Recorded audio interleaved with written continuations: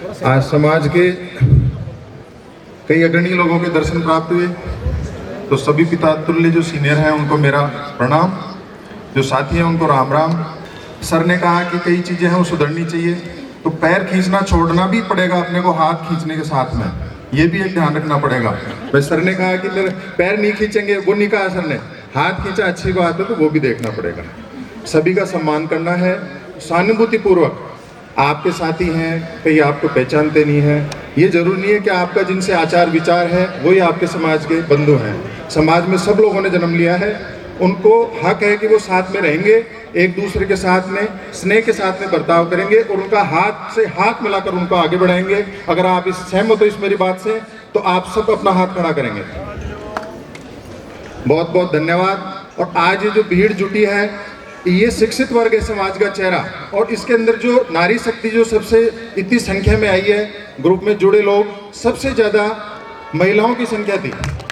और ये जो फावड़ा और कुदाली से जिस समाज को जाना जाता था, पीली लुगड़ी से जाना था ज़्यादा, आज वो महिलाएं साड़ी और सूट में और जैकेट और कोट में अपने साथ में खड़ी हैं। तो ये समाज की, मैं तो मेरा नत नत नमन है, सत सत नमन है इस समाज को कि ये महिला शक्ति आज आगे हुई है, अपनी पीढ़ियों को सुधारेंगी।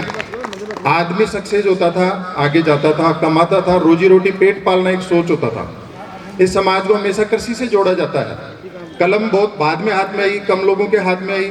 सर जैसे अग्नि रहे, सर ने फेफड़ों का डॉक्टर क्या होता है, ये राजस्थान में एक जो मिसाल थी कि साहब डॉक्टर साहब के पास चल जाओ, वीरेंद्र जी के पास फेफड़ा ठीक हो जाएगी। और सर को आप कभी कॉल करना, मेरा व्यक्तिगत सर से परिचय कम रहा है, लेकिन दूरभाष पे सर को कभी भी कॉल किया तो सर ने रात को 12 बजे भी कॉल उठाई कि ठीक है मरीज भेज दो मेरे पास।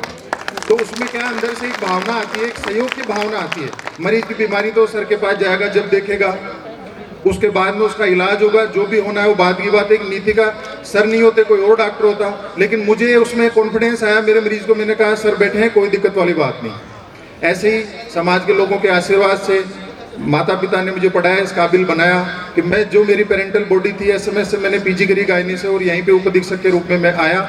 इस कम उम्र के अंदर ये बहुत कम लोगों को अनुभव मिलता है, आज मुझे मिला। मैं इसके लिए भी बहुत समाज के बंधु और जिन्होंने भी सहयोग किया उनको बहुत बहुत धन्यवाद देता हूँ।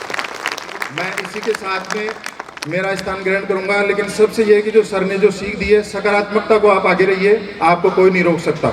शिक्षा आपने ले ली है, आपको जुड़ने की देर है। सभी सकारात्मक रहिए और आगे बढ़िए। धन्यवाद।